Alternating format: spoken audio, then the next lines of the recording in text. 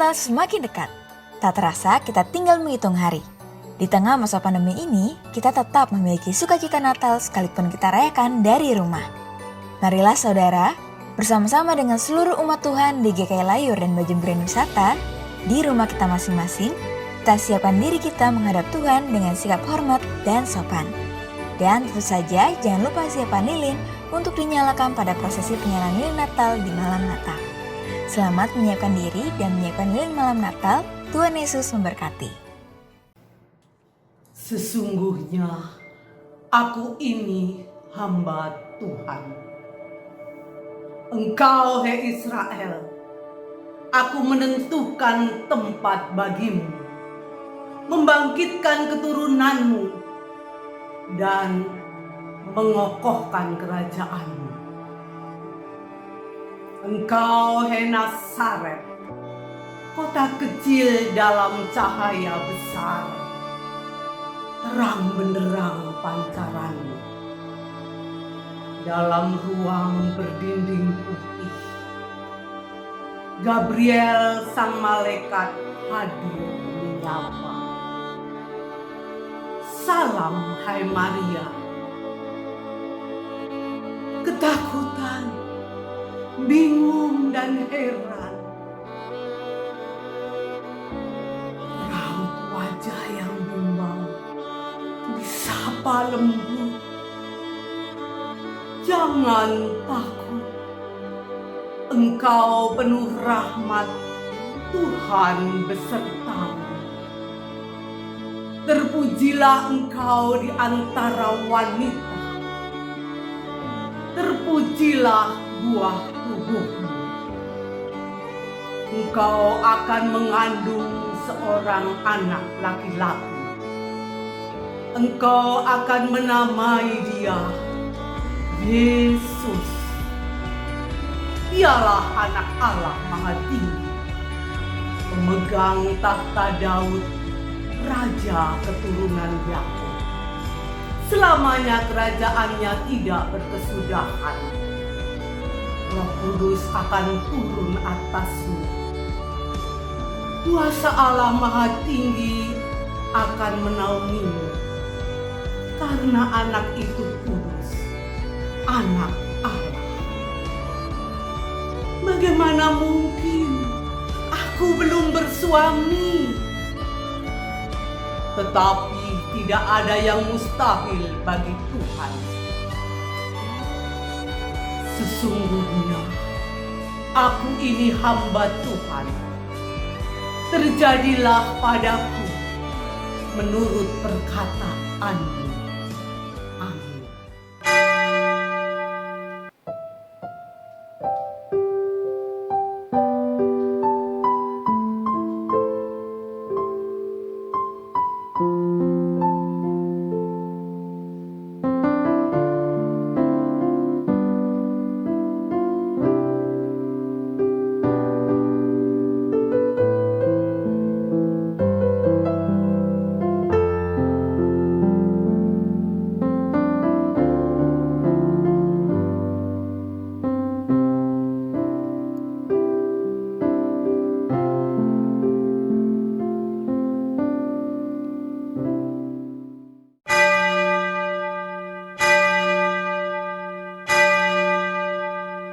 Saudara terkasih, dimanapun kita berada dan beribadah, marilah kita bersama-sama menyalakan lilin Advent keempat sambil berharap dan berseru, Sinarilah kami ya Allah, Sang Sumber Cinta, sebab terang-Mu menghalau kegelapan dunia, membalut setiap hati yang terluka, melipurkan lara batin yang mengekang kehidupan.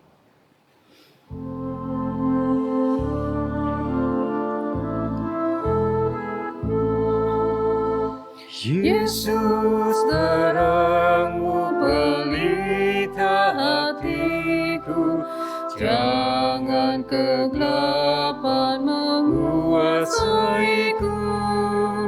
Yesus, terang-Mu pelita hatiku, biar selalu ku sambut cinta-Mu. Yesus, terang-Mu pelita hatiku, jangan kegelapan menguasaiku. Yesus, terang-Mu pelita hatiku, biar selalu ku sambut cinta-Mu. Yesus, terang-Mu pelita hatiku, jangan kegelapan menguasaiku. Yesus, terang-Mu pelita hatiku, biar selalu ku sambut cinta-Mu.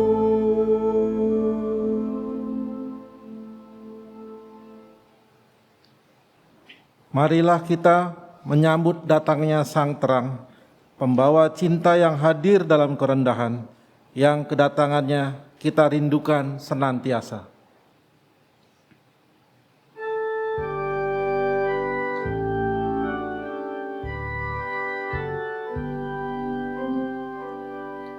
Ya Yesus, jika ku rindukan, lipurkanlah batinku, seluruh hatiku terbuka menyambut kedatangan-Mu.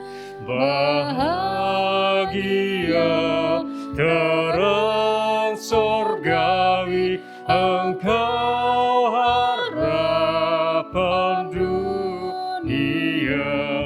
Terbitlah surya makasih, dan jiwaku terangilah. Hatiku biar Kau jadikan palungan-Mu yang mulia, dan dalam aku Kau cerminkan terang surgawi yang bakal. Sebab dengan kehadiran-Mu keluhan batinku lenyap.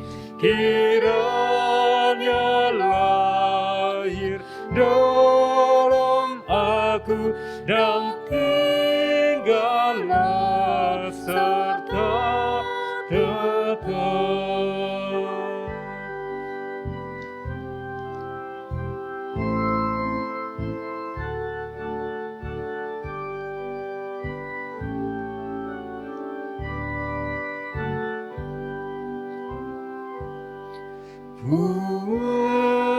Puaskanlah ya Juru Selamat seluruh kerinduanku, dengan rendah jernih dan taat hatiku siap bagimu. Hendak padamu ku abdikan perananku di dunia. Cemas dan duka Kau singkirkan, ya Yesus, mari masuklah.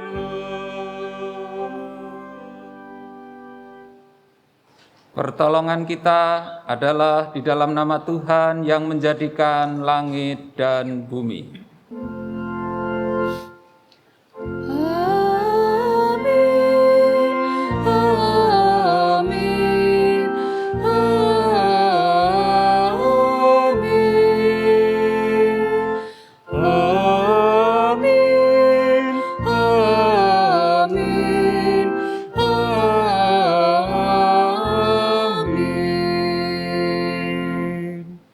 Tuhan beserta saudara.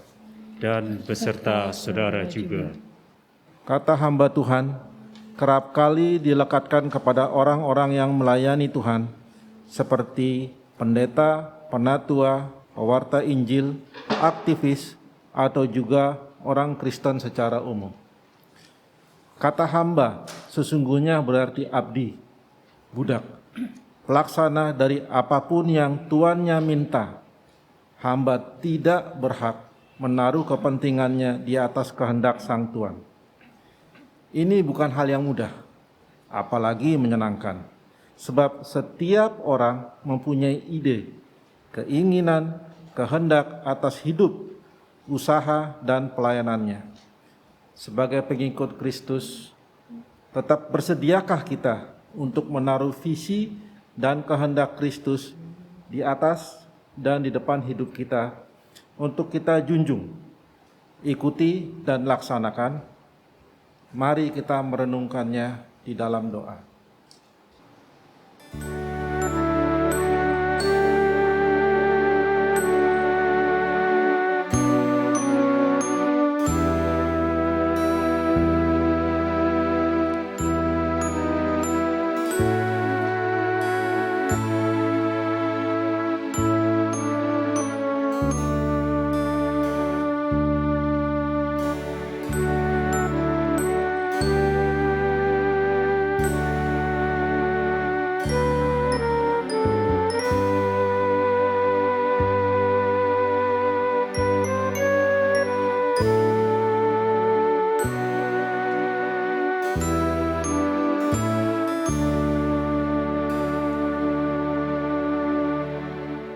Ya Allah, Sang Pemilik kehidupan, kami senang dan bangga dengan status hamba Tuhan yang kami dapat baik karena pelayanan kami, atau posisi kami, atau identitas kami sebagai pengikut Kristus. Kami bersyukur sebab Engkau mengundang dan mengizinkan kami melayani-Mu. Namun sebagai hamba, kami terkadang lebih mengutamakan kehendak kami sendiri, bahkan menjadi diri sebagai tuan dan pengendali hidup, dan lalu menuntut Allah menyetujui kemauan kami. Ya Bapa, kami mengakui dan memohon ampun atas kebebalan kami.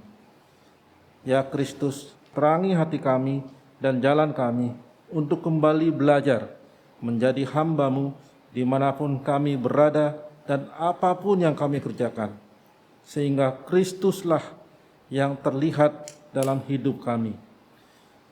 Ya Roh Kudus, ingatkan dan teguhkan kami selalu untuk benar-benar menaruh diri kami di bawah belas kasih dan kehendak-Mu, sehingga kami menghamba dengan kerelaan dan penuh sukacita.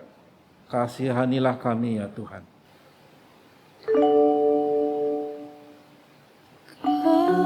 Kasihani kami ya Tuhan.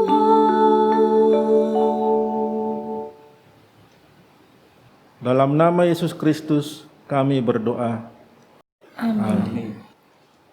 Bagi kita yang telah mengakui dan menyesali dosa kita, firman Tuhan dari kitab Kolose 1 ayat 13 dan 14 menyatakan, Ia telah melepaskan kita dari kuasa kegelapan dan memindahkan kita ke dalam kerajaan anaknya yang kekasih. Di dalam Dia kita memiliki penebusan kita, yaitu pengampunan dosa. Di dalam Kristus engkau telah diampuni. Di dalam Kristus engkau pun telah diampuni. Damai Kristus bagimu. Damai Kristus bagimu juga.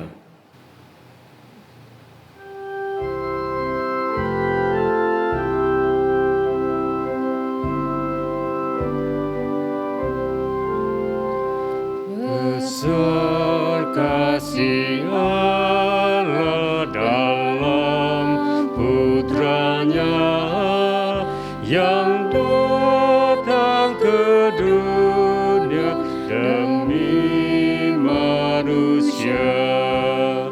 Kasih-Nya mengalir ke sungai deras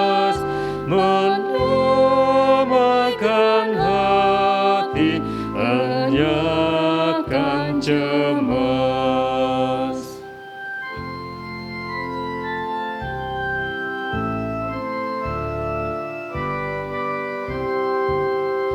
Dunia dirangkul dengan kasih-Nya dan dosa manusia dihapuskannya.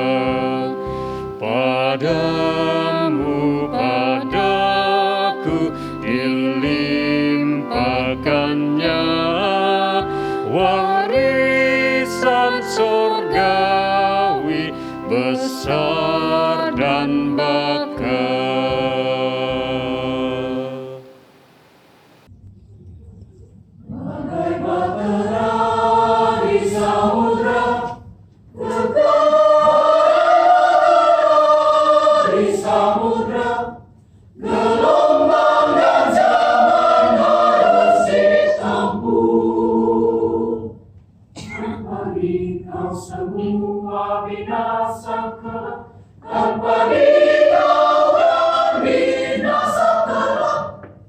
Gereja bagai bahtera di laut yang seram.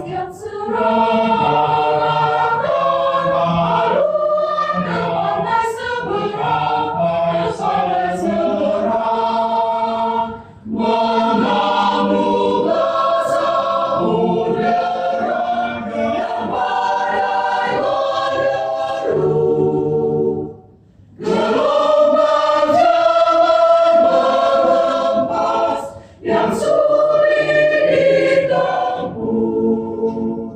Penumpang pun bertanyalah selagi berjeri. Lagi berjeri betapa jauh di pelabuhan abadi, pelabuhan abadi. Tuhan tolonglah, Tuhan tolonglah, sampai kau semua binasa kelak. Ya Tuhan tolonglah, segera, segera, segera. Gelombang zaman melepaskan tanpa kau Tuhan semua binasa kelak, kelak. Gereja diatur awaknya oleh awak setiap orang yang bekerja menurut tugasnya. Semua satu padu setia bertekun demi tujuan tugas yang harus ditempuh.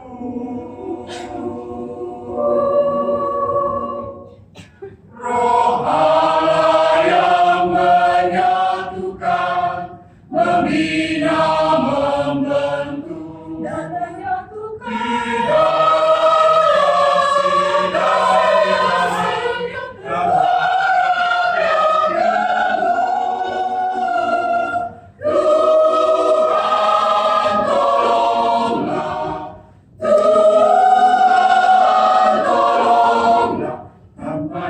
Kau semua binasa kelak.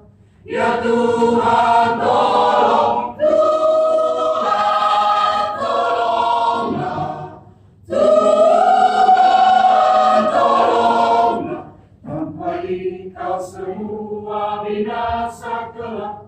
Ya Tuhan tolong, ya Tuhan tolong, ya Tuhan tolonglah.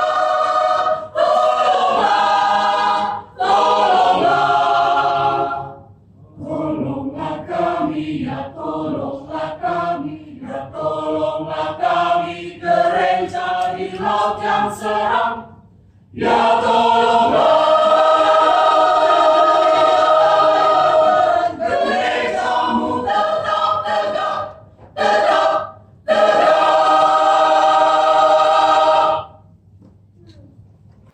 Jemaat yang dikasihi Kristus, marilah kita memohon pimpinan Roh Kudus sebelum kita membaca dan merenungkan firman Tuhan.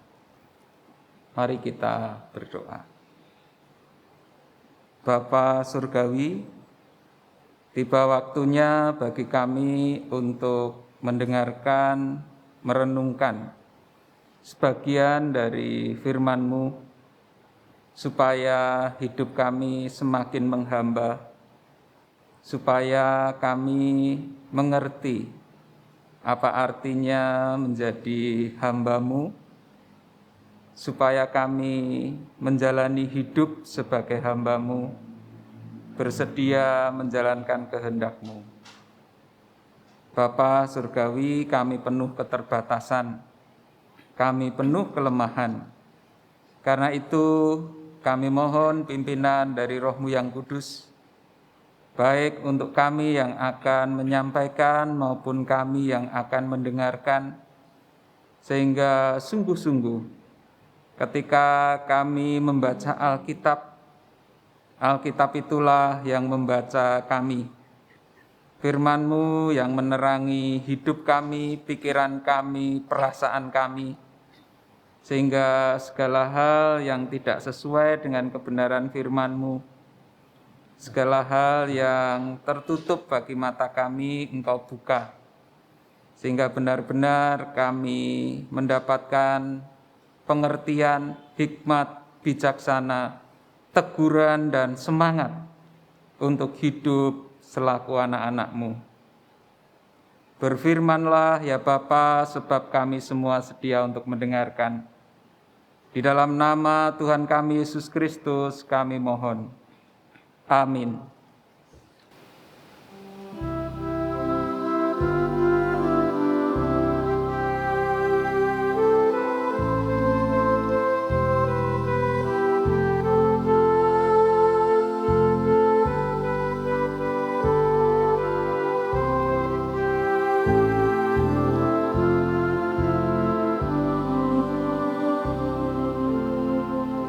Jiwaku memuliakan Tuhan dan gembira karena Allah Juru Selamatku, sebab Dia telah memperhatikan kerendahan hamba-Nya. Jiwaku memuliakan Tuhan dan gembira karena Allah Juru Selamatku, sebab Dia telah memperhatikan kerendahan hamba-Nya. Sesungguhnya mulai sekarang segala keturunan menyebut aku bahagia, karena Yang Maha Kuasa telah melakukan perbuatan besar padaku, dan nama-Nya adalah kudus, dan rahmat-Nya turun-temurun atas orang yang takut akan Dia, atas orang yang takut akan Dia.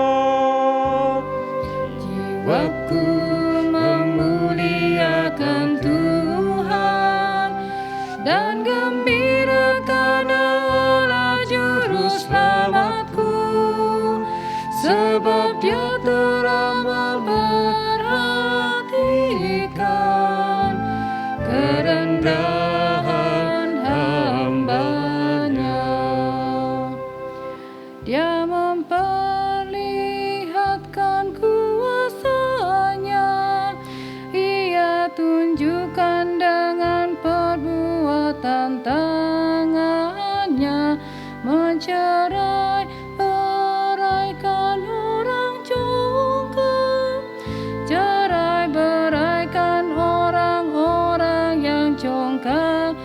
hatinya, Dia turunkan orang berkuasa.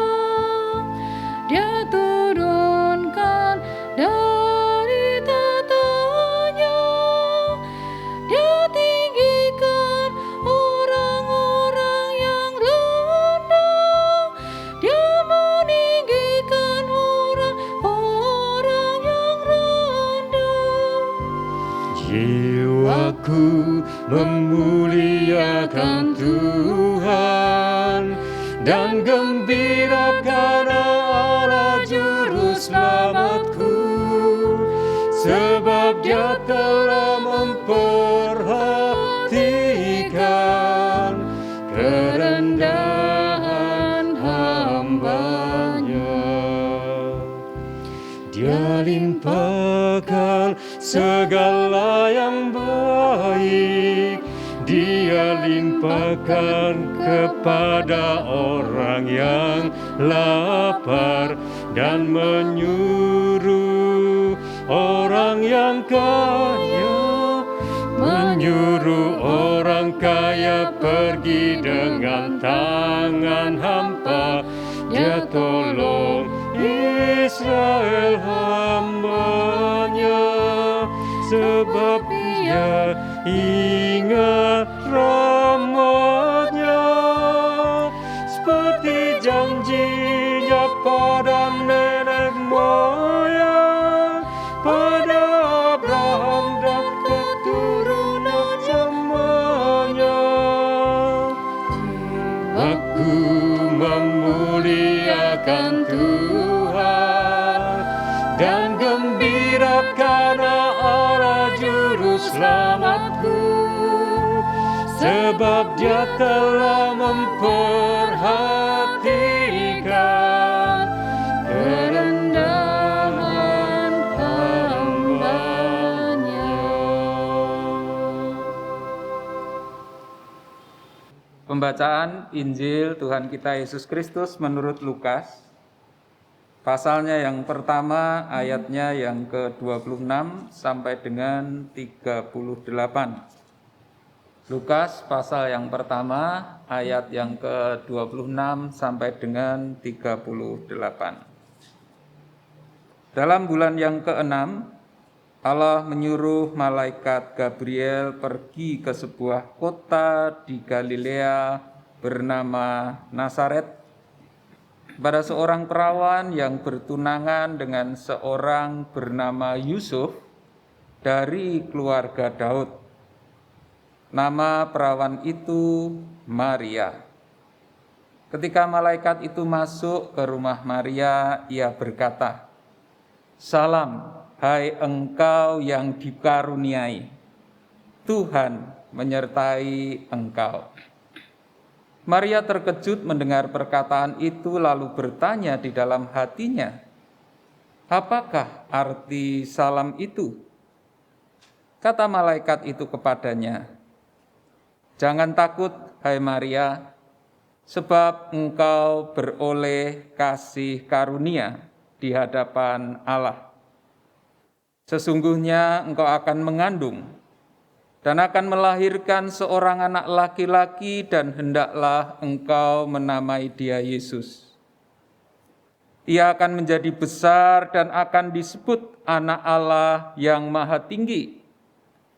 Dan Tuhan Allah akan mengaruniakan kepadanya tahta Daud, bapa leluhurnya. Dan ia akan menjadi raja atas kaum keturunan Yakub sampai selama-lamanya. Dan kerajaannya tidak akan berkesudahan."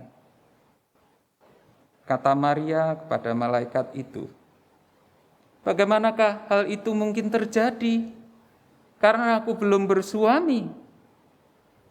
Jawab malaikat itu kepadanya, "Roh Kudus akan turun atasmu, dan kuasa Allah yang Maha Tinggi akan menaungi engkau. Sebab itu anak yang akan kau lahirkan itu akan disebut kudus, Anak Allah. Dan sesungguhnya Elisabet sanakmu itu, ia pun sedang mengandung seorang anak laki-laki pada hari tuanya, Dan inilah bulan yang ke-6 bagi dia, yang disebut mandul itu. Sebab bagi Allah tidak ada yang mustahil. Kata Maria, sesungguhnya aku ini adalah hamba Tuhan. Jadilah padaku menurut perkataanmu itu. Lalu malaikat itu meninggalkan dia. Demikianlah Injil Yesus Kristus. Berbahagialah mereka yang mendengarkan firman Allah dan yang memeliharanya. Maranatha. Maranatha, Maranatha, Maranatha, Maranatha, Maranatha, Maranatha.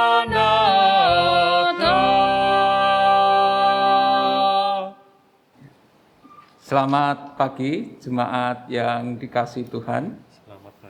Tidak terasa kita sudah memasuki Minggu Advent yang keempat, dan tanggal 24 nanti kita akan merayakan malam Natal, kemudian dilanjutkan dengan malam hari Natal, malam Tahun Baru, dan juga Tahun Baru. Semoga kita semua boleh tetap berpengharapan, boleh tetap bersemangat, boleh tetap berusaha, boleh tetap positif di tengah-tengah situasi kondisi pandemi ini. Biarlah ini menjadi sesuatu yang tidak akan kita lupakan. Pada pagi hari ini kita akan merenungkan sebuah tema, yakni sesungguhnya aku ini hamba Tuhan. Seperti yang sudah disampaikan di dalam kata pembuka tadi, Bapak Ibu harap jangan salah mengerti bahwa kita semua, baik yang berada di lokasi gereja ini maupun yang ada di rumah masing-masing, semuanya berstatus sebagai hamba Tuhan. Bukan hanya pendeta dan rohaniwan saja, tetapi setiap kita yang menyatakan diri menjadi murid Yesus, yang menyerahkan diri kepadanya, mengakui dia sebagai Tuhan dan Juru Selamat, maka dia adalah hamba Tuhan. Mari saudara-saudara kita renungkan status hamba Tuhan bagi setiap kita ini. Dan bagaimana kita hidup sebagai hamba-hamba Tuhan. Belajar dari pergumulan Maria. Jemaat yang dikasihi Tuhan, saya mengajak kita untuk sejenak bagi yang sudah menikah atau sedang merencanakan menikah dan hari-hari pernikahannya itu sudah mendekat. Tentu dulu kita memimpikan akan memiliki acara pernikahan yang megah. Kita juga memimpikan, merencanakan bagaimana nanti menjalani kehidupan rumah tangga. Bahkan mungkin sudah rembukan nanti anaknya berapa, mau 1, mau 2, atau mau ke-11, begitu ya. Kita sudah mempunyai bayangan nanti akan tinggal di mana, nanti akan melakukan ini, melakukan itu, bekerja ini, bekerja itu, mempunyai usaha ini, mempunyai usaha itu, mempunyai anak-anak, mempunyai cucu, dan hidup bahagia. Kita sudah punya bayangan, kita sudah punya plan, kita sudah punya gambaran. Nah, saya yakin dan percaya untuk Maria, yang dikatakan di dalam berbagai buku tafsiran itu dia masih cukup muda, begitu ya, barangkali usianya itu belasan, pasti dia juga memiliki bayangan-bayangan seperti itu. Dia sudah dipertunangkan dengan Yusuf, dan pertunangan di dalam zaman itu kekuatan hukumnya itu seperti seorang yang sudah menikah, meskipun mereka belum serumah, masih di rumahnya masing-masing dan belum melakukan hubungan suami istri, tetapi status mereka sudah mendekati suami istri. Dan kalau terjadi perceraian itu harus diumumkan, dan nilainya sama dengan perceraian yang lain-lain itu. Nah, ini situasi dan kondisi yang dialami Maria, yang terjadi di dalam hidup Maria saat itu. Di tengah-tengah impiannya, di tengah-tengah bayangannya, di tengah rencananya, di tengah keinginannya, dan seterusnya itu kemudian datanglah malaikat Gabriel, utusan Tuhan itu untuk menemui dia. Dan apa yang dikatakan oleh malaikat itu sungguh mengejutkan. Kenapa? Karena malaikat itu mengatakan, "Salam hai engkau yang dikaruniai. Salam engkau yang mendapatkan anugerah dari Tuhan. Salam dari Tuhan untuk engkau yang menjadi favoritnya Tuhan, yang menjadi pilihannya Tuhan, yang menjadi kesenangannya Tuhan." Itu saudara-saudara, kalau kita berada dalam posisi Maria, kita akan berpikir, apakah artinya salam itu? Siapakah saya? Saya bukan dari orang kota besar, saya bukan dari keturunan bangsawan, saya bukan dari keturunan orang-orang top. Saya rakyat jelata, saya wong cilik, saya orang biasa. Saya bukan siapa-siapa. Saya tidak masuk radar. Tetapi kenapa Tuhan mengutus malaikatnya secara pribadi, secara personal, dan menemui saya? Dan berita yang disampaikan bukan berita penghukuman atau kesalahan yang saya lakukan, tetapi dikatakan, "Salam hai engkau yang difavoritin oleh Tuhan. Tuhan menyertai engkau." Maka saudara, respon dari Maria ya tentu saja terkejut. Lalu bertanya dalam hatinya, apakah arti salam itu? Maria peduli dengan apa yang dikatakan oleh Tuhan melalui malaikat itu. Dia tidak menganggap enteng, dia tidak menganggap rendah, dia tidak menyepelekan, sehingga dia memikirkan apa artinya salam itu. Mengapa saya yang difavoritkan oleh Tuhan? Mengapa saya yang ditemui? Ya, ternyata kemudian kita tahu sama tahu bahwa Tuhan akan memakai rahim Maria sebagai tempat nantinya dibesarkannya Yesus dalam kandungan, maksud saya, dari 1 sel menjadi 2 sel dan seterusnya. Rahimnya Maria, yang tentu saja itu juga adalah milik Tuhan, akan dipakai oleh Tuhan, bahwa dia akan mengandung dan akan melahirkan seorang anak laki-laki. Dan anak laki-laki itu akan dinamai Yesus. Dan yang dikandung oleh Maria ini bukan pribadi yang sembarangan, bukan pribadi yang serampangan, bukan wong cilik, tetapi dikatakan dia akan menjadi besar, menjadi anak Allah yang maha tinggi, akan menjadi penerus tahta Daud, akan meneruskan kerajaan Daud. Dan kerajaan itu bukan hanya 1-2 hari, tetapi kerajaan itu akan dikuasainya sampai selama-lamanya dan tidak berkesudahan. Jadi yang akan dikandungnya itu adalah pribadi yang istimewa, pribadi yang luar biasa. Nah, tentu saja saudara-saudara, kalau kita menjadi Maria, mencoba membayangkan menjadi Maria itu, wah, hebat juga ya. Dari dalam kandunganku nanti akan lahir seorang penguasa yang akan meneruskan keturunan Daud, akan menjadi Mesias, dambaan orang Israel.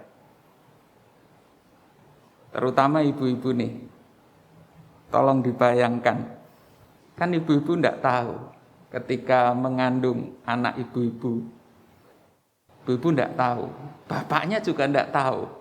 Ini anak gedenya jadi apa ya? Coba kalau Tuhan kasih tahu, rawat baik-baik ya, anak yang kamu kandung ini nanti akan jadi presiden. Rawat baik-baik ya, anak yang kau kandung ini akan jadi orang top, orang hebat, orang yang berpengaruh, orang yang sip lah pokoknya. Kamu tidak akan nyesel. Wah, tentu semangat untuk mengandung, untuk segera lahir, untuk membesarkannya itu lain begitu ya. Beda ketika dikasih tahu. Tetapi masalahnya saudara-saudara, apa yang dialami Maria itu adalah dia tidak dalam kondisi menikah pada umumnya. Dan dia belum memiliki relasi seksual dengan Yusuf. Belum resmi. Dan bagi orang yang ketahuan berzinah itu hukumannya pada waktu itu adalah rajam batu. Terus mungkin Maria juga berpikir dalam hatinya, nanti bagaimana saya menjelaskan kepada Yusuf? Siapa bayi yang saya kandung ini? Dari siapa? Siapa pelakunya? Siapa bapaknya? Belum dia juga akan menjelaskan kepada orang tuanya. Kepada orang-orang yang di sekelilingnya. Nah, disitulah saya yakin dan percaya Maria itu bergumul. Apakah dia akan menerima tawaran Tuhan itu atau tidak? Maria boleh menjawab ya dan boleh menjawab tidak. Dia tentu tahu resiko rentetan dari jawaban yang akan dipilih. Ya juga ada resikonya, tidak juga ada resikonya. Ya ada paketnya, tidak juga ada paketnya. Semuanya ada konsekuensi. Yang dia tidak bisa pilih. Yang dia tidak hanya bisa milih yang enak-enak aja, tidak bisa. Oke saudara-saudara, mungkin kita banyak ngomong tentang Maria, kita ngomong tentang saya dan saudara-saudara. Karena tema ini adalah sesungguhnya aku ini hamba Tuhan, jadilah padaku menurut perkataanmu itu. Mari saudara-saudara kita renungkan. Sama seperti Maria, saya mengajak kita merenungkan. Apakah status sebagai hamba Tuhan itu? Apakah status sebagai milik Tuhan itu? Apakah status sebagai umat Tuhan itu? Sebagai murid Kristus itu? Sebagai pengikut Kristus itu segala-galanya bagiku dan bagimu. Itu begitu pentingnya di dalam hidup kita. Apakah demikian? Apakah kita mau hidup berdasarkan status itu? Menyesuaikan diri berdasarkan status itu? Atau sebelum pergi ke sana, sebelum jauh ke sana? Saudara dan saya, sudahkah tahu apa yang kita dapatkan? Apa yang akan menjadi milik kita? Apa yang menjadi janji? Apa yang menjadi pengharapan? Ketika saya dan saudara menyerahkan hidup kepada Yesus dan mau menjadi hambanya itu. Sudahkah kita pikirkan dan hayati dengan sungguh-sungguh? Sama seperti Maria menghayatinya. Bahwa itu adalah status yang mulia.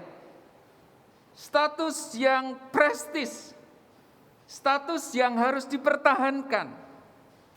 Atau bagi saudara, ya ada juga boleh, gak ada juga gak apa-apa. Tergantung nanti bagaimana paketnya. Karena ketika kita sama seperti Maria, ketika kita memutuskan hidup saya dan hidup saudara-saudara adalah bukan milik saya lagi, bukan milik saudara-saudara lagi. Berarti kita menerima sabda Tuhan. Kita menerima kehendak kita bukan satu-satunya. Ada kehendak Tuhan. Keinginan saya dan keinginan Bapak Ibu bukan satu-satunya. Ada keinginan Tuhan. Ada kehendak Tuhan dan kita itu miliknya. Segala sesuatu harus kita atur berdasarkan maunya Tuhan.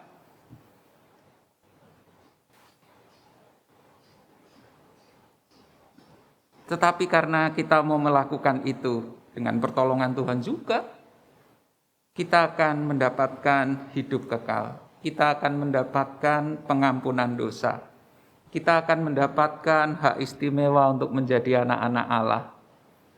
Semua yang dimiliki Allah, semua yang dimiliki Yesus, sesembahan kita, Tuhan kita, akan menjadi milik kita.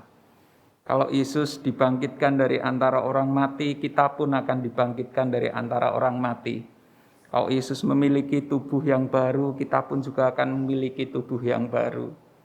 Kalau kita dihakimi nanti, kita akan dihakimi karena percaya kepada Yesus. Sehingga kita bebas dari penghukuman. Kita akan hidup selama-lamanya bersama-sama dengan Tuhan. Jangan sampai kita lupakan itu, saudara-saudara. Kita harus ingat betapa berharganya status itu. Dan saudara-saudara, mungkin kita berbeda dengan Maria. Kalau Maria itu dipakai rahimnya, dipakai kandungannya.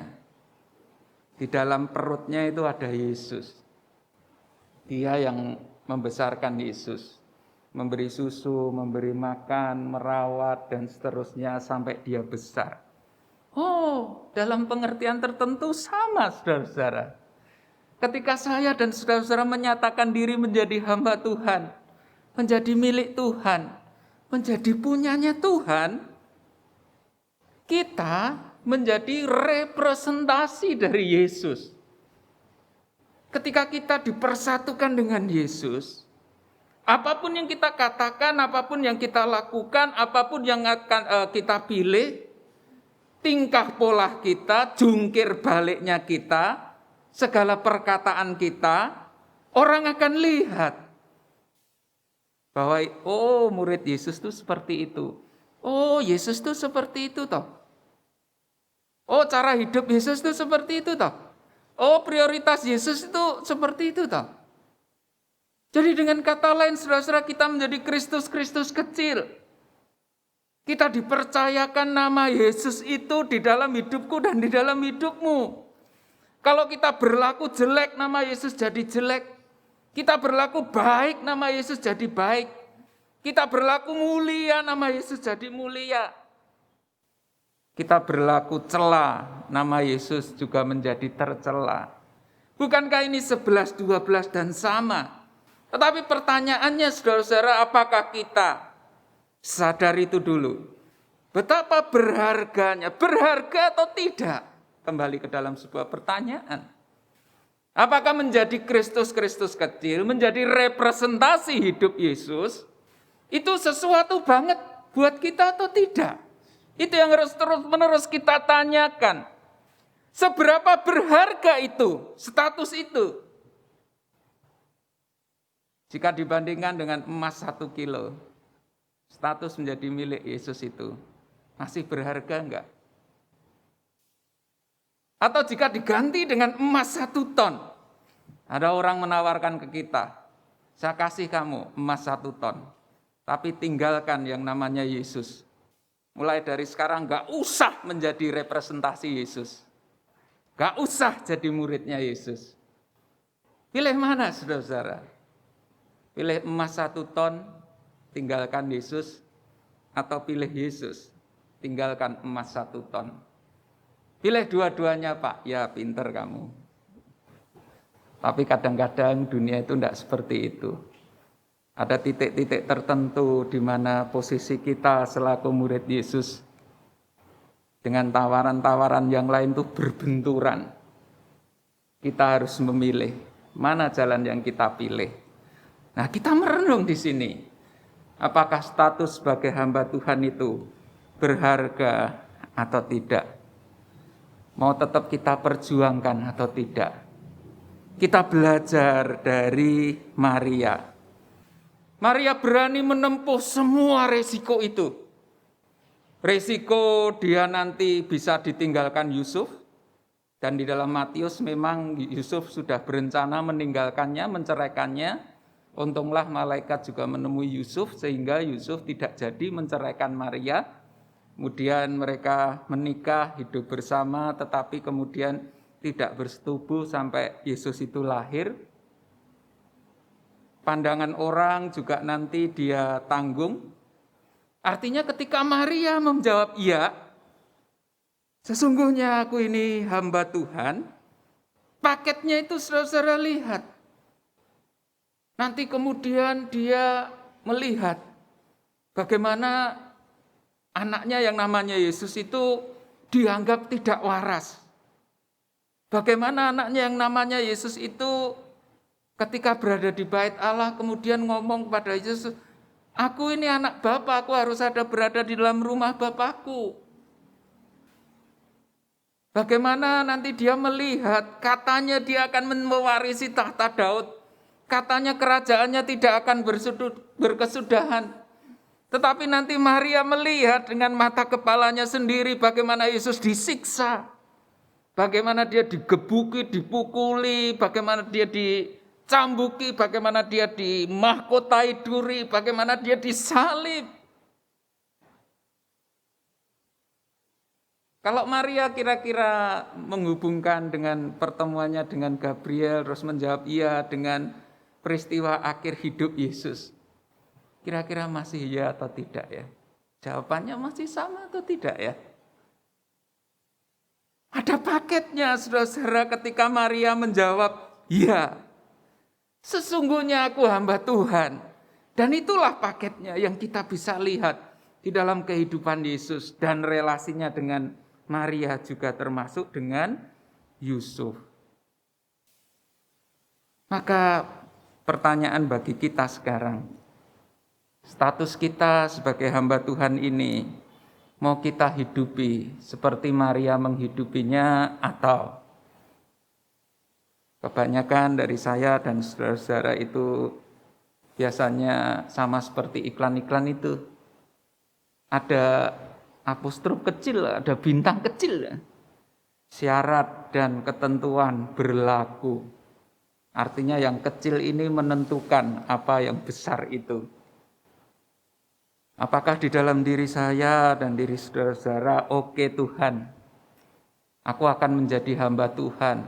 Syarat ketentuannya, pertama, selama itu tidak membuat aku menderita. Kedua, selama itu tidak membuat aku harus meninggalkan zona nyaman. Ketiga, selama hidupku lancar, enak, sehat, tidak terjadi apa-apa. Selama usahaku lancar, selama pekerjaanku lancar, selama semuanya serba lancar, maka aku akan menghidupi statusku sebagai hamba Tuhan. Selama aku nggak harus kehilangan nyawaku, selama karena statusku aku tidak kehilangan pekerjaanku, tidak hancur usahaku, tidak hancur karirku, dan seterusnya. Saudara, saya sedang tidak meremehkan apa yang namanya karir, pekerjaan, usaha, uang, jabatan, dan lain-lainnya, tidak. Tetapi yang saya mau katakan di sini adalah, apakah ketika kita ada di dalam posisi harus memilih salah satu? Ada kondisi situasi seperti itu. Kita tetap akan menghidupi identitas kita sebagai hamba Tuhan. Itu pertanyaannya. Dan yang terakhir, saudara-saudara, apakah kita mau menempatkan kehendak Allah? Apakah kita mau menempatkan visi yang dari Allah itu di atas segala-galanya? Maria rela kehilangan cita-citanya. Maria rela jalan hidupnya tidak seperti yang dia inginkan. Tetapi karena dia menangkap visi penyelamatan dari Allah, visi belas kasihan Allah, visi penebusan dari Allah, maka dia rela menyesuaikan hidupnya dengan itu. Meskipun ya cerita-cerita berikutnya saudara-saudara bisa tahu nanti.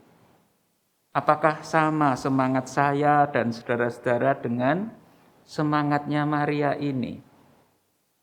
Terus menyadari, oh rahim saya ini milik Tuhan. Bahkan bukan hanya rahim saya, hidup saya ini milik Tuhan. Segala yang ada pada saya ini adalah milik Tuhan. Kalau Tuhan kehendaki ya saya akan serahkan. Apakah ini semangat yang sama ada di dalam diri saya dan diri saudara-saudara? Apakah kita selalu sadar semua yang ada di dalam diri kita ini hanya titipan? Kita penata layan. kita yang mengelola. Tapi suatu saat akan diambil oleh Tuhan. Nyawa kita akan diambil oleh Tuhan. Kesehatan kita, orang-orang yang kita kasihi, semuanya akan kita tinggalkan. Kita hanya cuma dipinjemi. Nih, tak pinjemin kesehatan, tak pinjemin umur, tak pinjemin kemampuan, tak pinjemin talenta, tak pinjemin duit, tak pinjemin rumah, tak pinjemin mobil, tak pinjemin pasangan, tak pinjemin anak, tak pinjemin orang tua, tak pinjemin semua keluargamu. Tak pinjemin juga masyarakat di sekitarmu. Tak pinjemin juga bangsa dan negaramu supaya kamu hidup di dalam itu. Pertanyaannya adalah, apakah kita bisa mengelolanya selaku hamba-hamba Tuhan? Apakah kita mengelolanya seperti Yesus mengelola hidupnya, di mana dia menempatkan kehendak Allah, kehendak Bapa, rancangan Allah itu di atas segala-galanya, sehingga dia menyesuaikan hidupnya. Jadi saudara-saudara, kalau saya dan saudara-saudara mau mengaku bahwa saya dan saudara-saudara ini adalah hamba Tuhan, mari kita perhatikan bagaimana hidup kita, cara kita menggunakan uang, cara kita menggunakan waktu, cara kita memperlakukan talenta kita, cara kita memperlakukan keluarga kita, cara kita memperlakukan sesama kita. Apakah orang bisa melihat, oh ini pantas jadi muridnya Yesus. Ini cocok antara omongan menjadi pengikut Kristus dengan praktek hidupnya hari lepas hari. Jemaat yang dikasih Tuhan, di masa-masa pandemi yang belum berakhir ini, justru mari kita menyinarkan belas kasih Kristus. Mari kita menjadi orang-orang yang lebih peduli. Menjadi orang-orang yang memperhatikan sesama. Orang-orang yang murah hati terhadap sesama. Bukan orang-orang yang egois. Sehingga benar-benar nama Kristus, benar-benar status kita sebagai murid Yesus itu, orang bisa konfirmasi, ya, betul. Semua murid Yesus, semua yang mengaku hamba Tuhan, semuanya jadi berkat.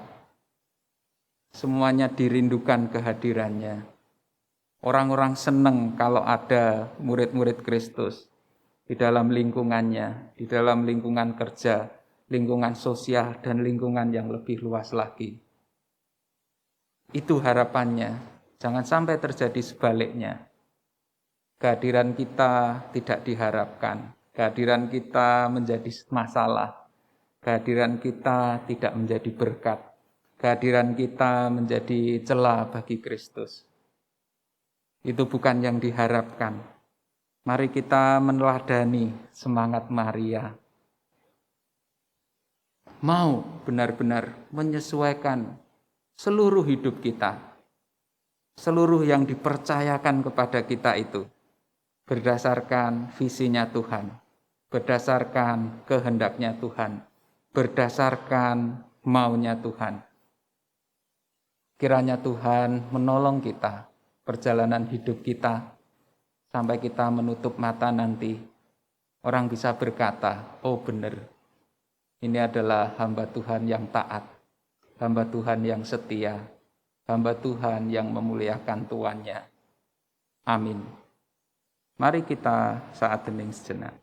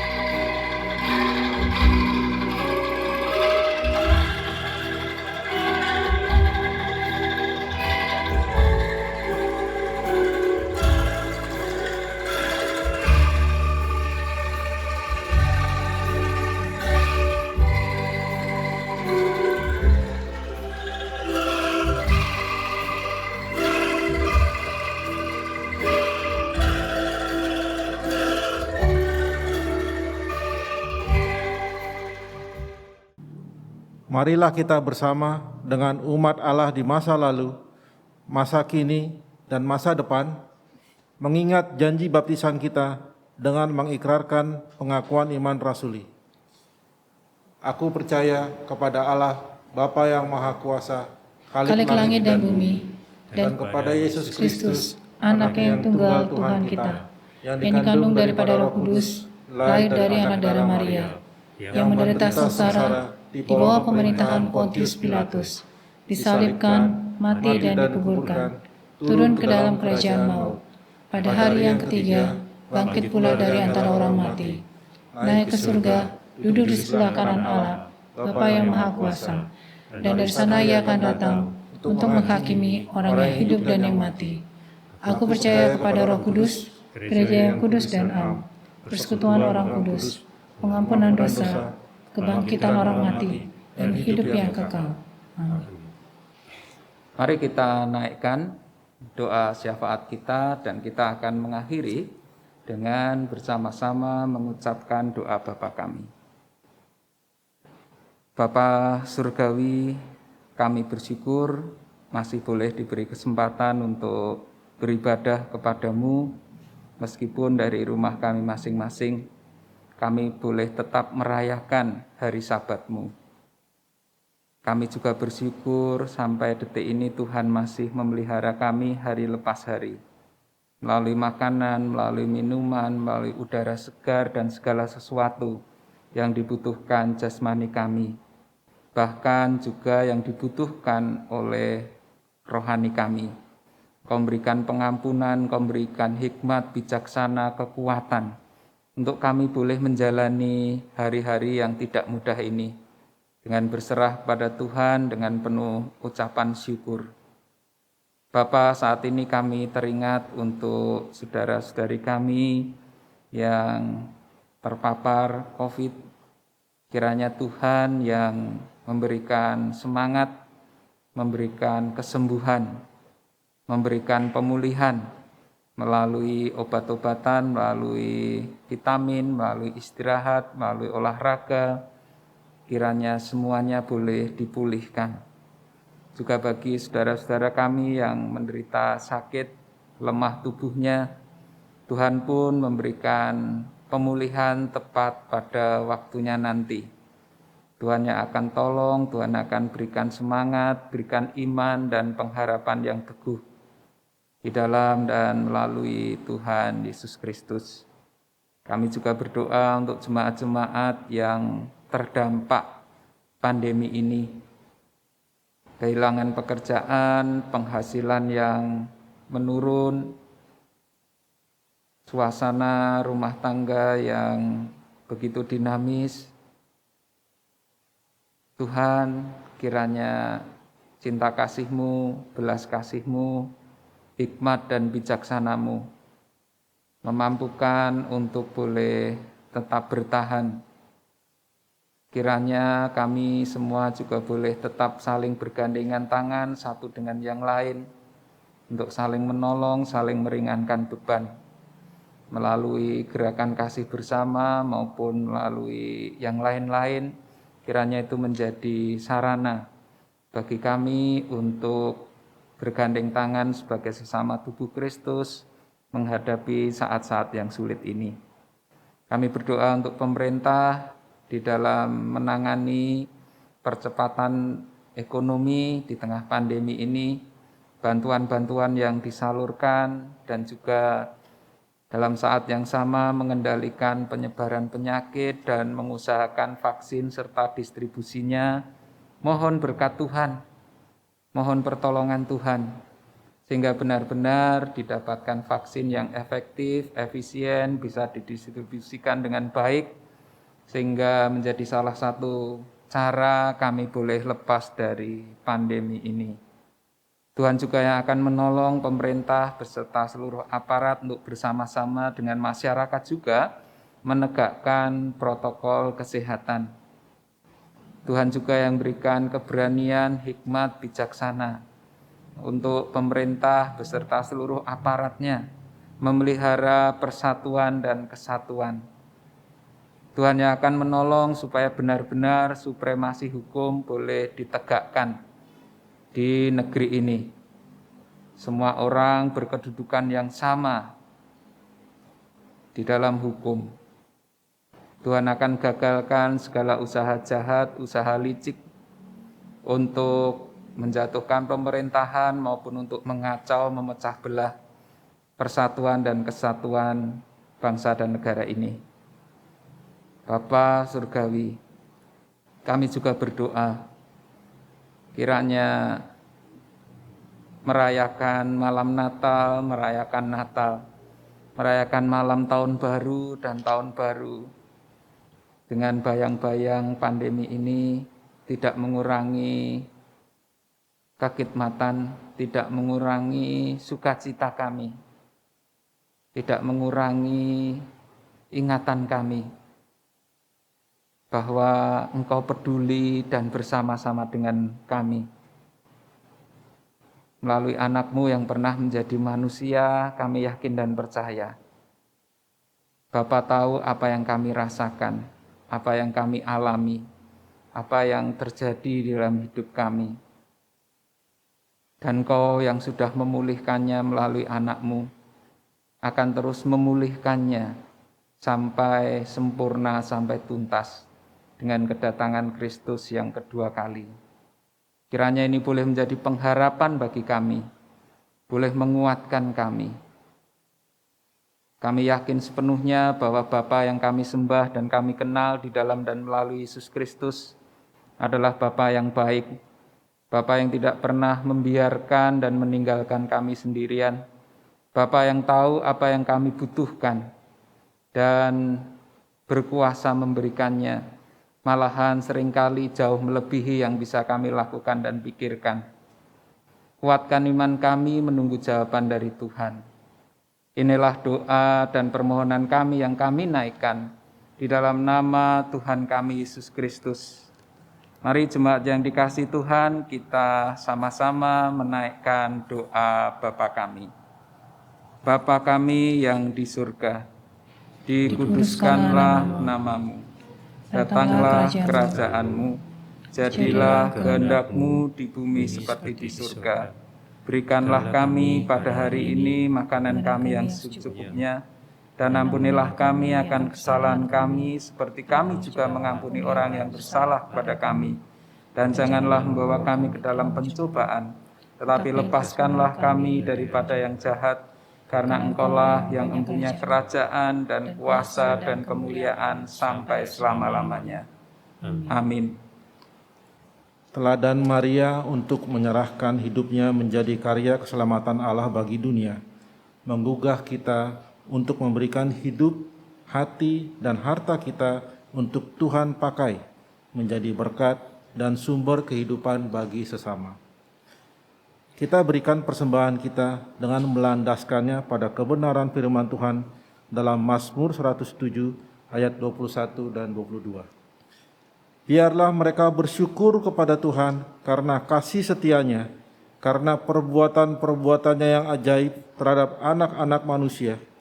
Biarlah mereka mempersembahkan korban syukur dan menceritakan pekerjaan-pekerjaannya dengan sorak-sorai.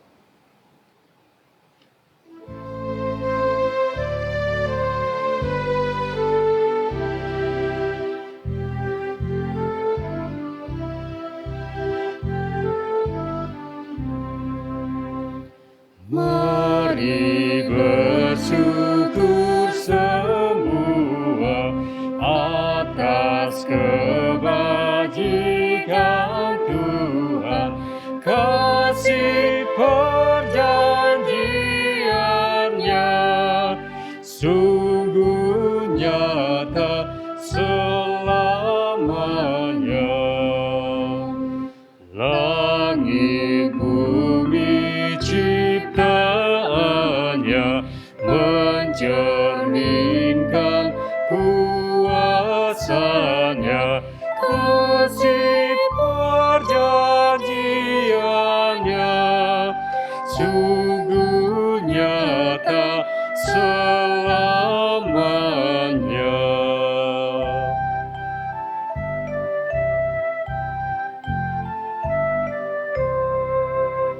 Dia yang mengingat kita dalam susah dan derita.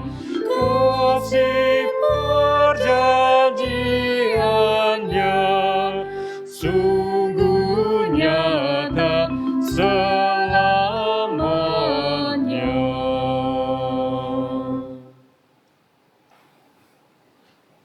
Mari kita bawa persembahan ke dalam doa. Bapa di surga, Tuhan, kami mengucap syukur bila kami masih diberikan kesempatan untuk memberikan persembahan. Ya Tuhan, kami rindu Bapa di surga untuk kiranya pandemi ini boleh berlalu. Ya Tuhan, kami rindu untuk bertemu bersama-sama memuliakan nama Tuhan. Ya Bapa di surga, kami juga berdoa ya Tuhan, biarlah juga kami melihat bahwa Tuhan selalu beserta di dalam setiap langkah kehidupan kami. Kami doakan ya Tuhan untuk tangan-tangan yang mengelola daripada persembahan ini. Biarlah kiranya Tuhan pakai kembali untuk pemuliaan nama Tuhan. Terima kasih ya Tuhan. Dalam nama Tuhan Yesus kami berdoa. Amin. Marilah kita menjadi hamba Tuhan yang menyatakan kasih-Nya, mewujudkan kehendak-Nya, dan menghadirkan kerajaan-Nya dimanapun Tuhan mengutus kita. Kiranya kerinduan kita menyongsong kedatangan Kristus juga menjadi kegairahan untuk menyediakan hati kita menjadi palungan Kristus Sang Mulia yang telah merendahkan dirinya menjadi bayi kudus yang bersahaja.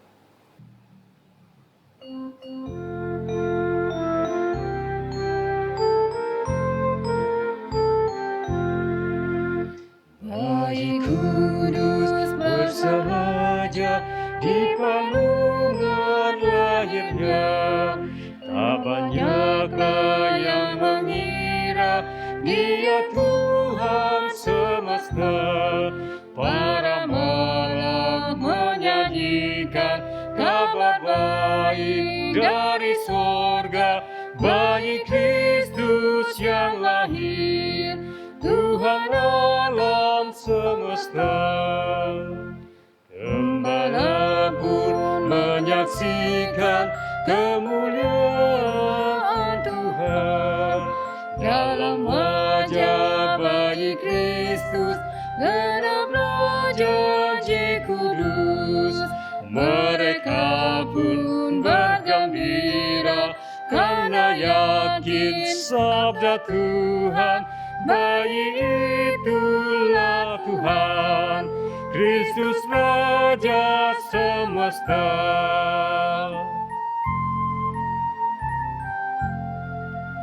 Dalam rupa sederhana, kemuliaannya nyata. Dalam hidup bersahaja, kasih Allah menjelma. Berbahagia yang percaya, pasrah diri dalam iman. Bayi Kristus yang lahir, Tuhan atas semesta. Jemaat yang dikasihi Kristus, arahkanlah hatimu kepada Tuhan. Kami mengarahkan hati kami kepada Tuhan. Jadilah saksi Kristus. Syukur kepada Allah, Terpujilah Tuhan. kini dan selamanya. Dan marilah kita memohon dan menerima berkat dari Tuhan. Kiranya kita menjadi hamba-Nya bagi pekerjaan dan kehadirannya di dunia, yang dengan setia dan penuh pengharapan mewujudkan kehendak-Nya dalam keseharian. Dan sampai kita bertemu kembali, kiranya cinta kasih dari Allah Bapa melalui anak tunggal-Nya Yesus Kristus dan persekutuan Roh Kudus senantiasa memerintah dalam hati kita dari sekarang ini sampai selama-lamanya. Maranatha, amin. Maranatha.